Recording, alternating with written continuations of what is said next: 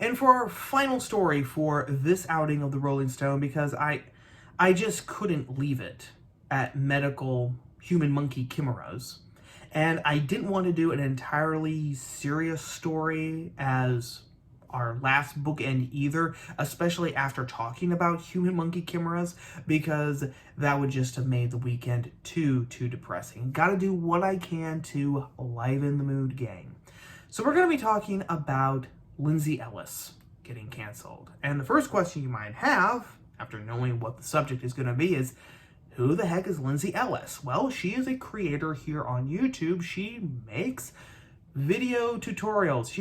You might actually know her best because she got started, I believe, on Channel Awesome. She was the Nostalgia Chic, the female counterpart to Doug Walker's Nostalgia Critic. And that is where I first became aware of Lindsay Ellis, because I will say, the last year of college and the first try that I did at graduate school when I was living in Chicago, I watched Channel Awesome religiously. I thought Doug Walker, one of the funniest people who had ever lived. When I found out that he lived in Chicago too, I was stoked. I was like, oh boy, I might see a celebrity. And, watched a lot of videos on that platform, including Lindsay Ellis's, including Lane Cara, Cinema Snob, etc. I don't really anymore watch any of them because my interests have changed, and I just don't think that they're really that funny. Of course, Doug Walker had that whole thing where he stopped being the Nostalgia Critic for a while to do another show, and then that show massively flopped, so he went back to being the Nostalgia Critic, and it's just never been the same.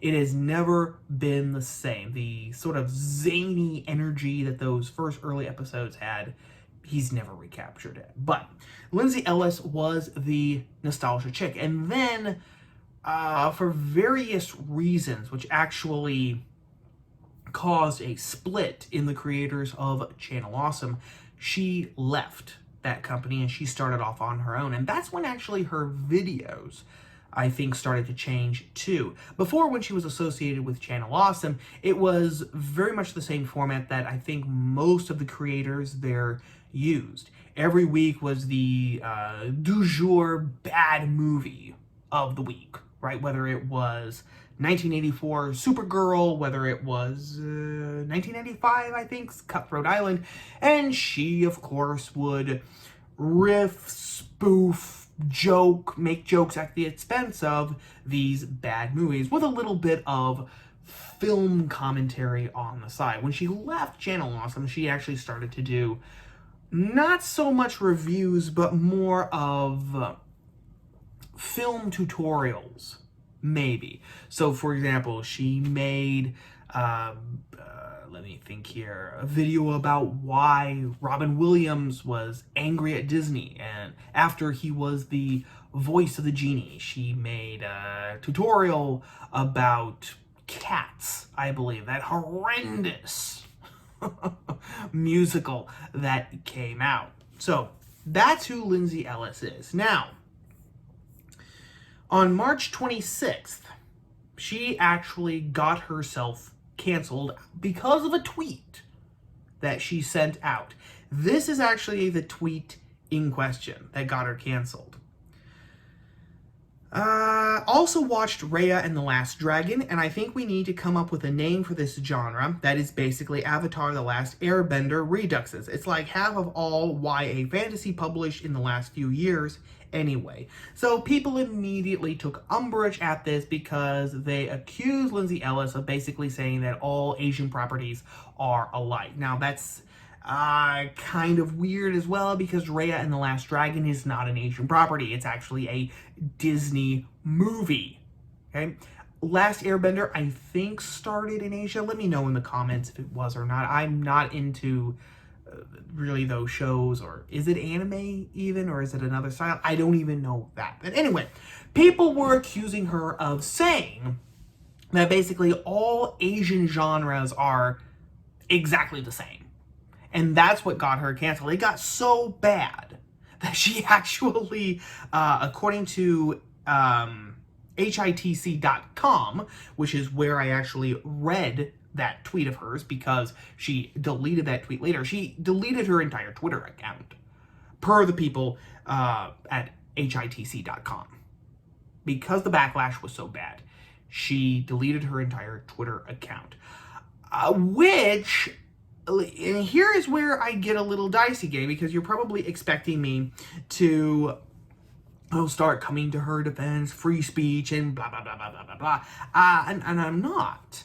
I'm not going to, because this is almost poetic justice. Because over at the website tigerdroppings.com, user OM Landshark, who has been a member of Tiger Droppings since April of 2009. It's Tiger Droppings, it's kind of like Reddit. They have different threads where users can make comments about the topics that the topics that each thread revolves around. They can make topics about that. They can make comments about that. So, OM Landshark had this to say on tigerdroppings.com. I don't feel all that bad for Lindsay since she advocated for canceling J.K. Rowling a few months ago for being a transphobe for simply recognizing there is a difference between men and women, so pretty much deserved. You can never be too woke for the mob to not destroy you. And user OM Landshark hits it right out of the ballpark because he is absolutely correct. You can never be too woke for the mob not to destroy you. They will eventually get you one way or another. I mean, Lindsay Ellis, yeah, her videos, one of the reasons why I stopped watching her videos, not just because, I've kind of outgrown all those people at the formerly aforementioned Channel Awesome, just for me personally, if anyone else likes them, you know what? That's fine. What can I say? I watch old clips of the Dean Martin roast, so you might say I should have outgrown that too. But interests change, circumstances change, etc., etc. But one of the reasons why I stopped watching her is because her videos were woke to the gills. It wasn't just, here's the history of musicals or something. It was being heavily, heavily distilled through woke ideology. It was like she was almost trying to be a woke activist in her videos. And that just didn't float my boat. I was like, no, sorry, I can get pretty much the exact same information from other videos or other sources, and it won't come with the woke cherries. Thank you very much. But what is really interesting, and what I really wanted to point out here in this video, is that Ellis, even though she deleted her Twitter account, she did make a response on her YouTube channel, and the link is in the description box below, which was an hour and 40 minutes long. Okay, that video, it's the length of some feature films. Literally. One of my favorite movies of all time, FYI, is 1996, The Phantom, with Billy Zane and Catherine Zeta-Jones and Treat Williams. And it does have one of my favorite actors, Patrick McGoohan, The Prisoner, the original number 6. That movie, I think, is 102, 104 minutes long. Her video is basically a feature-length film. So if you're going to actually click that link in the description, pop some corn, get yourself a Coke, or even better, a can of sparkling water, or even better yet, get yourself a whiskey, assuming that you're home for the day, you're not going to be driving, etc. Of course, don't drink or drive, blah, blah, blah, blah, blah. And, watch it in spurts. Watch it in spurts. What is really fascinating, though, about that video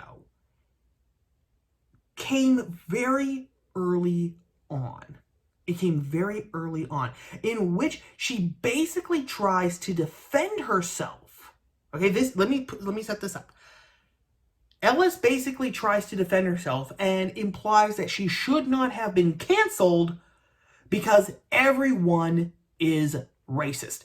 This is what she said. There's this incredibly childish dichotomy with the way a lot of people discuss racism, that there are the racists and the non-racists, the two genders, and the way to solve racism is to root out the racists and cast them onto Racist Island, away from me and mine, the non-racists, one of the good ones. They do this because they are insecure about their own internalized racism. They cannot conceive that they have any.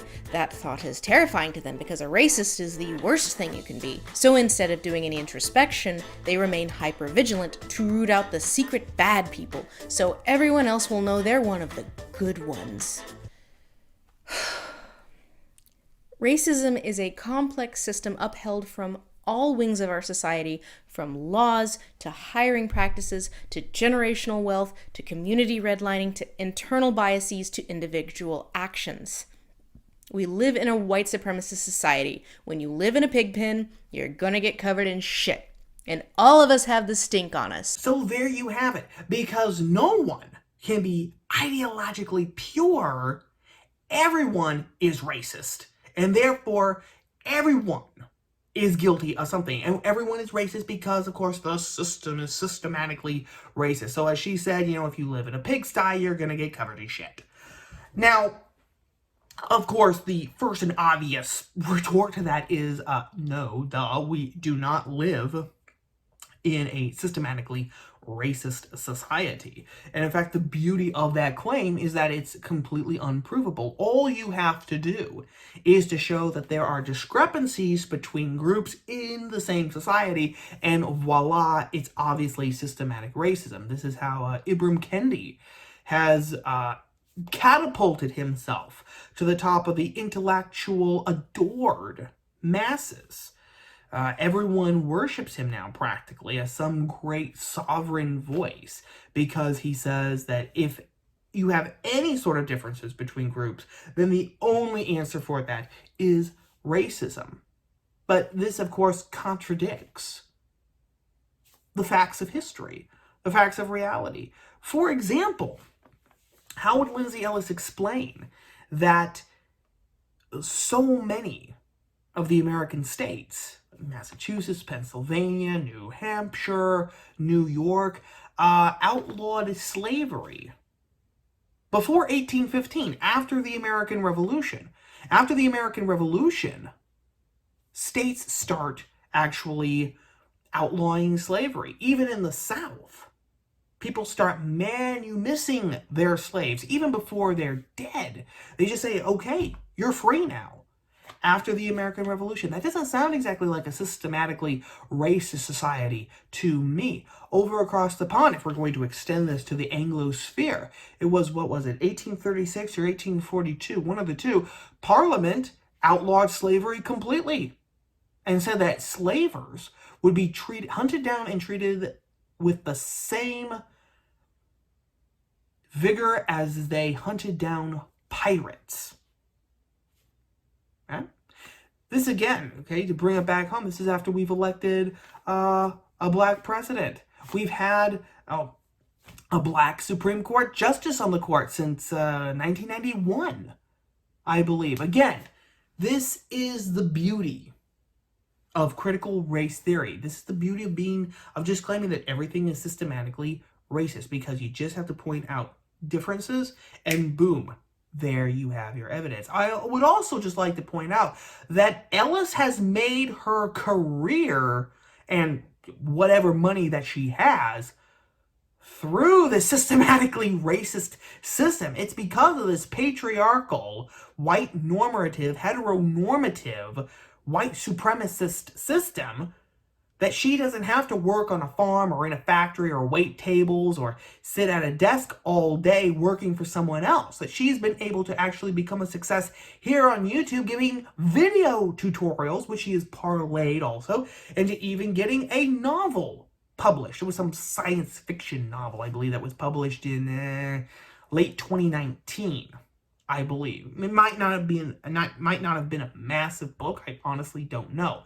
I've seen it in the local excuse I have of a bookstore occasionally. I mean, it did not make as big of a splash as like Christopher Paolini's recently published science fiction novel, To Sleep in a Sea of Stars. But I mean, she still did it. She still accomplished something by publishing that book that very few people actually do accomplish in life. For the thousands and thousands of manuscripts that are submitted to publishers every year, only a slight percentage of them actually see the light of a bookshelf that isn't actually the author's bookshelf itself. So, that's the obvious answer. But here is the really interesting thing, gang. When Lindsay Ellis goes into that little spiel about, the pure people want to send all the racists to racist island, but of course you can't because we're all racist. FYI, does that mean that black people here in America are racist too because they're living under the racist system? I don't know. She says all people. I think she needs to clarify that. Otherwise, she might have to be canceled again. But when she makes that argument, she is trying to use critical race theory. She is trying to use her philosophy to argue why she should not have been canceled. Because, I mean, it makes a certain level of sense, doesn't it? If everyone is racist, then no one is ideologically pure. And if no one is ideologically pure, that means that there is no one left to say, hey, you are impure, you are canceled. You are impure, you are canceled. But here's the beautiful gag, gang. It doesn't work. It doesn't work. Critical race theory preaches that certain people, because of their skin tone, are inherently racist. It doesn't have to do with how you were raised. It doesn't have to do with your family. It doesn't have to do with your background. It doesn't have to do with your local ecosystem. It doesn't have to do with prejudices. It doesn't have to do with anything. Your skin tone makes you inherently racist. And even more, it means that you will forever be a racist. There can never be a moment where you cease to not be racist. Even if you are a white anti-racist and you buy into everything that Robin DiAngelo and Ibram Kendi and Ta-Nehisi Coates and all the rest of them peddle, you will never, ever erase the fact that you are a racist, which means that you must be in perpetual servitude and subservience to the people who are superior to you, which is, of course, the people who not only have the correct skin tone, or the people who have, the correct orientations, gender identities, etc. When we get into critical queer theories and,